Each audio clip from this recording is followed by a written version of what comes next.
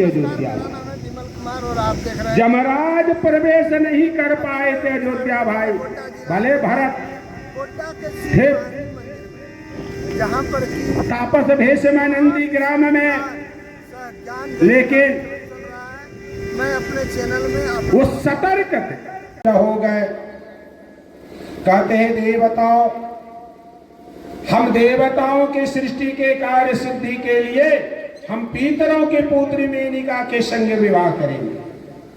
अब हिमवान ने सब तरफ निमंत्रण भेजवा दिए भाई, हिमवान पर्वतराज हिमालय की विवाह, चारों तरफ निमंत्रण भेजे गए और बड़े धूमधाम के साथ हिमवान का विवाह संपन्न हो।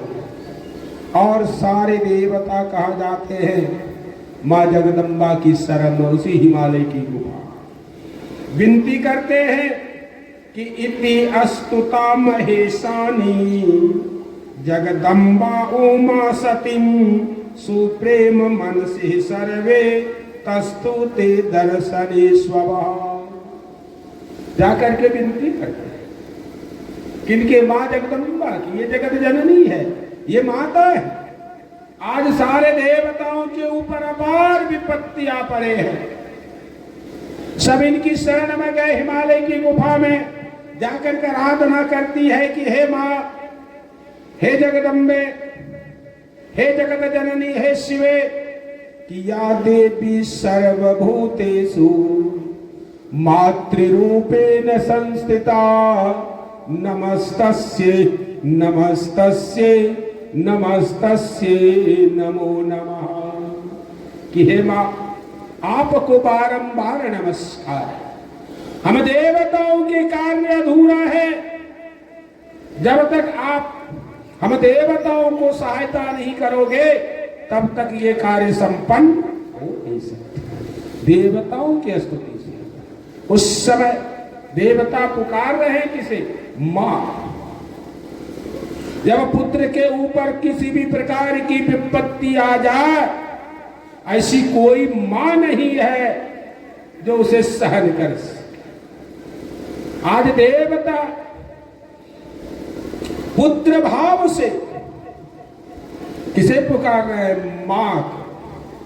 कि या देवी सर्वभूतेषु मातृरूपेण संस्थिता नमस्तस्यै नमस्तस्यै नमस्तस्यै नमो नमः।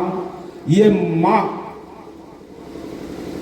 माँ पुत्रों की आवाज सुने और माँ ना आए, ये कदापि संभव नहीं है। दिन रात हम लोग माँ जगदम्बा की स्तुति करते हैं कि कुपुत्रो जायेत क्वचिदपि कुमाता न भवति।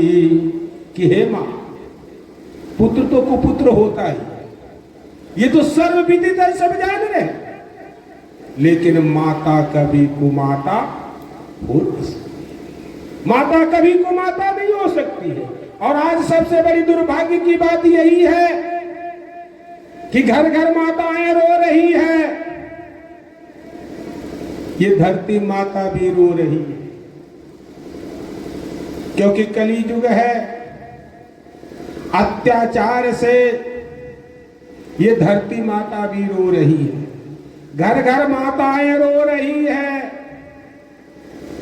सब ये माताएं रो रही है। और पुत्र चाहते हैं कि हमारे कल्याण हो जाए, कदापि संभव नहीं है। आज मानव अपने संस्कृति को भूलते जा रहे, छोड़ते जा रहे हैं, अपने धरोहर को छोड़ते जा रहे हैं। ये जो माँ है, ये माँ शब्द को भूलते जा रहे हैं।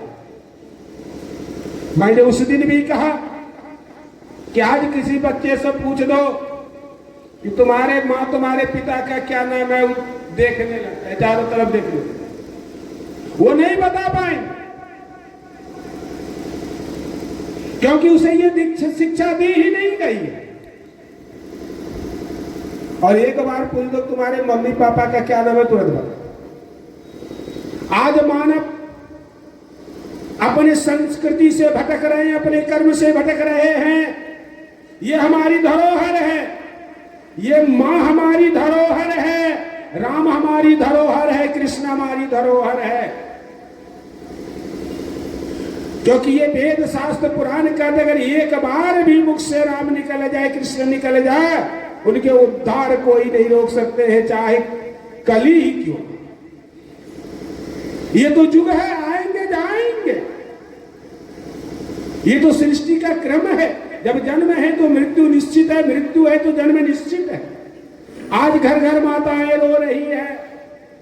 एक माँ अपने 4 पुत्र का लालन पोषण कर लेते हैं, चाहे कितनों भी कष्ट क्यों ना सहन करना, कितनों भी कष्ट क्यों ना हो जाए, वो अपने पुत्र का लालन पोषण कर लेते हैं।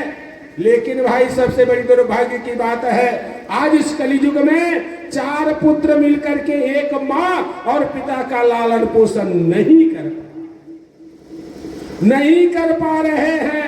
घर घर माताएं रो रही है और पुत्र अपना कल्याण चाह रहे हैं। भाई आ जाओ अपनी संस्कृति में, हमारी संस्कृति है।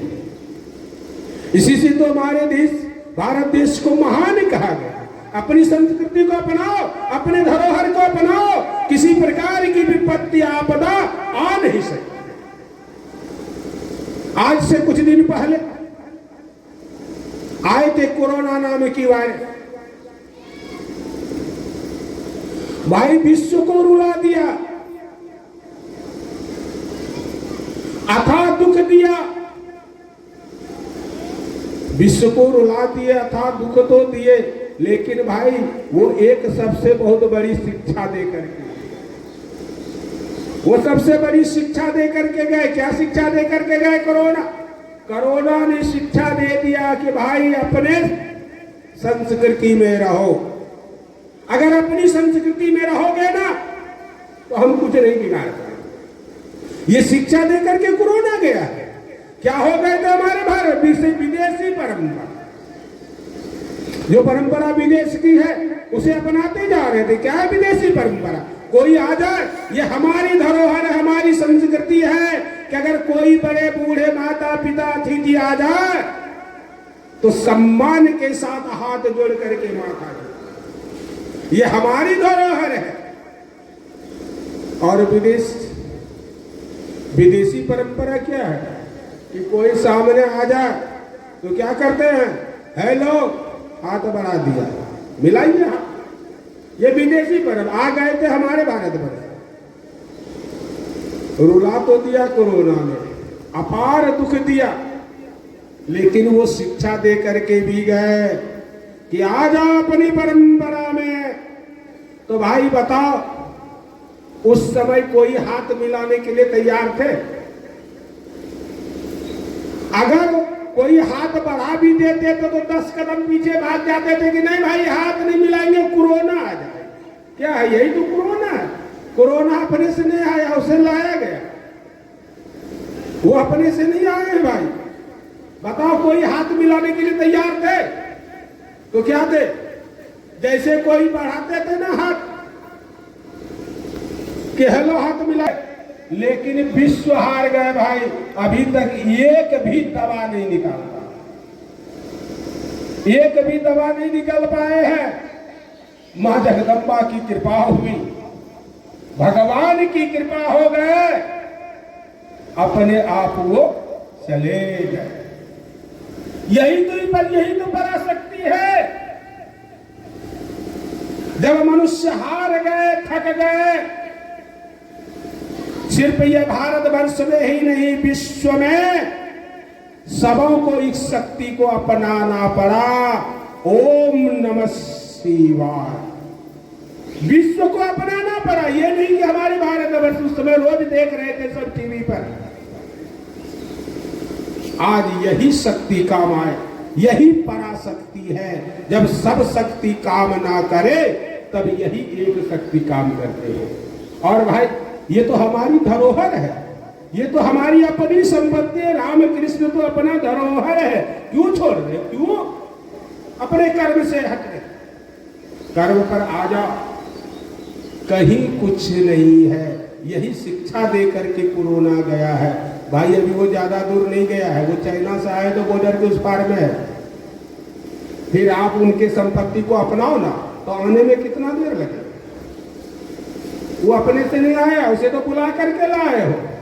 भाई अपनी धरोहर अपनाओ ना, जो हमारी संस्कृति है। कहते हो चाइना का चीज सस्ता मिलता है, तो भाई जब चाइना का सब चीज सस्ता मिलता है तो कोरोना भी तो चाइना का है, क्यों भाग रहे हो उसके भय से?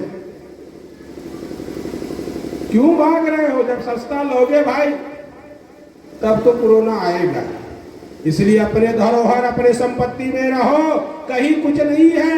ये तीनों प्रकार के जो ताप है, 3 प्रकार के कष्ट है, दैविक, दैहिक, भौतिक। दैहिक कष्ट, दैविक कष्ट, भौतिक कष्ट, ये तीनों प्रकार के ताप को मिटाने वाले कौन है? यही परमपिता प्रभु, यही जगत जननी जगदम्बा। जो इनके शरण में रहते हैं ना, किसी प्रकार के ताप, किसी प्रकार का ताप कुछ नहीं बिगाड़ सकते। गोस्वामी जी भी लिखे हैं कि दैविक, दैहिक, भौतिक तापा राम राज काहू नहीं व्यापा।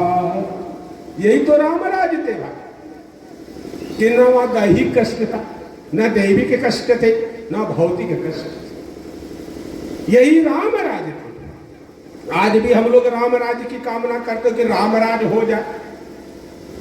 कामना तो करते हो कि राम राज हो जाए। जहां भी जाओ सबके मुख से सुनो कि अगर राम राज हो जाए तो कैसे हो जाएगा भाई? तो राम राज बनाने के लिए भाई सबों को राममय बनना। जब तक अपने आप को राममय नहीं बनाओगे, आज भगवान राम ने क्यों ठुकरा दिया अयोध्या के राज को? भगवान को तो अयोध्या का राज मिल रहा,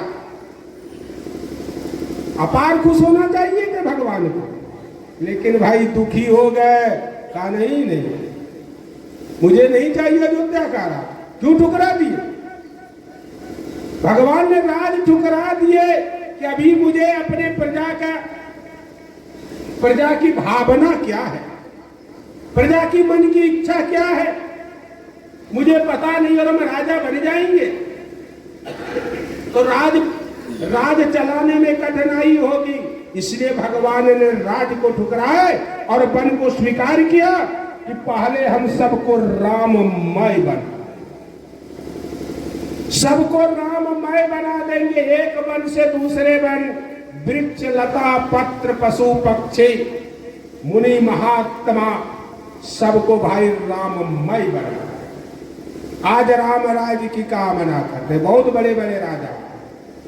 कोई हरिश्चंद्र राज्य की कामना नहीं करते, कोई बलि राज्य की कामना नहीं करते, कोई युधिष्ठिर राज्य की कामना नहीं करते, राम राज्य की कामना करते। आज राममय जो बना दिए, इसमें भाई अगर सबसे ज्यादा योगदान है तो भाई भरत। राम राज स्थापित करने में अगर सबसे ज्यादा योगदान है तो भाई भरत का। क्योंकि भगवान राम जब बन गए और जब भरत आए, भरत को पता चले, सारी घटना की जब पता चले, जब भरत भगवान से मिलने के लिए बन चले, जैसे ही अयोध्या से भगवान के मिलन के लिए भरत ने कदम उठाए बन जाने के लिए, भगवान वन देवी को बुलाते और कहते हैं कि हे वन देवी, कहते हैं प्रभु क्या आदेश है? कहते हैं अयोध्या से लेकर के यहां तक मार्ग को प्रशस्त कर दो, भरत के पैरों में एक भी कांटा ना चुभने पाए, मार्ग को प्रशस्त कर दो। यही तो भक्त और भगवान है। आज एक भक्त भगवान से मिलने के लिए जा रहे हैं। अगर भक्त व्याकुल है तो वहां भगवान भी व्याकुल। वन देवी मुस्कुरा देती है, कहते देवी तुम हंसी क्यों? कहते भगवान हम इसलिए हंसे कि आपने कहा कि भरत के पैरों में एक भी कांटा नहीं चुभनी चाहिए। हे भगवान, क्या राजा दशरथ के पुत्र भरत का पैर इतना कमजोर है कि उनके पैरों में कांटा चुभ जाएगा और वो सहन नहीं कर पाएंगे? हमने तो सुना है कि वो राजा दशरथ के पुत्र हैं, उनके पैर इतना कमजोर है। भगवान कहते कि देवी नहीं, वैसी बात नहीं है। हमारे भरत के पैर कमजोर नहीं, एक कांटा कौन पूछे, अगर 1000 कांटा भी भरत के पैरों में चुभ जाएंगे ना, वो आ तक नहीं। लेकिन हे वन देवी, हम तुम्हें ये मार्ग प्रशस्त करने के लिए इसलिए कह रहे हैं कि एक भी कांटा भरत के पैरों में चुभ जाएंगे ना, तो भरत सहन नहीं कर पाएंगे। भरत सहन नहीं कर पाएंगे, इसलिए कहीं भरत प्राण ना दे दे, प्राण ना त्याग दे। किसी मार्ग से हमारे प्रभु बड़े भाई भगवान गए। जब मेरे पैरों में कांटा चुभा तो हमारे बड़े भाई के भी पैरों में कांटा चुभे हुए, मां जानकी के भी पैरों को कष्ट हुआ होगा, लक्ष्मण के भी पैरों को कष्ट हुआ होगा। ये सोच करके भरत कहीं अपने प्राण न त्याग दे कि कितना कष्ट हुआ होगा हमारे बड़े भाई को। इसलिए हे वन देवी, हमारे आदेश है मार्ग को प्रशस्त कर दो। यही तो भक्त और भगवान है। और जब आए भरत भगवान से मिलने के लिए, तो भरत धर्म अर्थ मोक्ष काम चारों त्याग के गए थे। भगवान से छोड़ दिए थे, भरत त्याग दिए, मुझे कुछ नहीं चाहिए, अगर चाहिए तो भगवान आपकी भक्ति चाहिए। गए वन, और जैसे ही भरत गए, भगवान की दृष्टि पर उठे भगवान। जब भगवान राम उठे, भरत 4 वस्तु की त्याग करके गए थे, धर्म अर्थ मोक्ष काम। जब भरत ने भक्त ने 4 वस्तु को का त्याग किया, तो भगवान ने भी 4 वस्तु का त्याग कर दिया। जब भगवान उठे ना भरत से मिलने के लिए, जैसे उठे भगवान मिलने के लिए, गिरा ही पट। सबसे पहले भगवान का क्या गिरा? भगवान के बदन पर ये जो पट्टा मोछा थे ना, ये गिर गए, ये पट कर गिर गया। गिरा ही पट निसंग धम तीरा। गोस्वामी जी लिख रहे, जैसे आगे बढ़े भगवान भरत से मिलने के लिए ना, ये पट गिर जाता। निसंग, जिसमें धनुष रखा जाता है, वो गिर गया। धनुष गिर गए, बाण गिर गए। 4 वस्तु का त्याग कर दिए भगवान ने। भरत भी 4 वस्तु का त्याग करके गए थे। धर्म अर्थ मोक्ष काम को भरत ने त्याग किए, 4 वस्तु को। भगवान राम ने भी 4 वस्तु का त्याग कर दिए भरत से मिलने के लिए। गिरा ही पट निसंग धनु तीरा। लक्ष्मण बगल में है। लक्ष्मण कहते हैं कि भाई पट, तुमने भगवान का साथ क्यों छोड़ दिए तुम भगवान का साथ? अरे यही तो एक वस्त्र भगवान के शरीर पर है, यही तो एक वस्त्र है, और तुमने भी भगवान का साथ छोड़ दिया। क्यों छोड़ दिए भाई? तब वो पट जवाब देते हैं, कहते हैं कि लक्ष्मण, देख रहे हो ना कि 2 भाई का मिलन होने वाले है। आज 2 भाई मिलने वाले हैं, इसलिए हम बीच में दीवार बनना नहीं चाहते। क्योंकि ये पट करने जब हम रहेंगे ना भगवान के बदन पर, तो बीच में दीवार बन जाएंगे। देख नहीं रहे हो कि आज 2 भाई का मिलन होने वाले हैं। जब 2 भाई मिले, भक्त और भगवान मिले, तो बीच में दीवार हम बनने के लिए किया, इसलिए हम हट गए। हम भगवान का साथ नहीं छोड़े, हम हट गए। निसंग कहते हैं कि भरत, जैसे भगवान पांव उठाएंगे भरत को पकड़ने के लिए, कितना कष्ट होगा, इसलिए हम हट गए। धनु तीरा, धनुष तीर ने भी कहा भरत से मिलन के लिए जा रहे भगवान, इसलिए हे लक्ष्मण, हम लोगों ने साथ नहीं छोड़ा है, बीच में दीवार बनने के लिए तैयार नहीं है। यही तो है भरत और भगवान राम, यही तो भक्त और भगवान है। जब भक्त 4 वस्तु का त्याग किए तो भगवान ने भी 4 वस्तु का त्याग किया। हल हल अब दोनों भाई का मिलन हुए, भगवान ने भरत के ऊपर छोड़ दिया कि भरत आज तुम जो कहोगे हम करेंगे, लेकिन वो भी भरत थे। हल बहुत विनती की भरत, कहते बड़े भाई हम ये नहीं कहते आपको क्या आप अयोध्या चलो, हम पिता के वचन को टालने के लिए नहीं कहते हैं। अगर आपको वन में ही रहना है तो कोई बात नहीं, 14 वर्ष आप वन में रहना। अयोध्या के इर्द गिर्द बहुत जंगल है, उसी जंगल में आप रहेंगे। अब दोनों भाई का मिलन हुए, वार्तालाप हुए, अंत में भरत, वो भी भरत है, भगवान के भक्त है, प्रभु के कार्य में बाधा आ जाए ये भक्त कभी नहीं। भरत ने भगवान के चरण पादुका को लेकर के आ गए नंदीग्राम और शर्त दे दिए भगवान से। तो भरत क्या शर्त दे दिए कि भगवान एक बात को याद रखना, कहते भरत तुम्हारी जो इच्छा है हम तुम्हारी इच्छा को पूर्ण करें। तो भरत ने क्या शर्त दिए भगवान को कि बीते अवधि रही जो प्राणा। हे भगवान, भरत हाथ जोड़ करके कहते हैं कि बीते अवधि रही जो प्राणा, अधम कवन जग मोहि समाना। अगर आप भी रहते, आप नहीं आओगे लौट करके, भगवान आपको आना है 14 वर्ष में लौट करके। अगर 15वां वर्ष का सूर्योदय हो गया तो भरत जीवित नहीं रहे। 14 वर्ष की अवधि में आना है, आ गए भरत, त्याग दिया अयोध्या। जब भगवान वन में है, यही तो भक्त और भगवान है।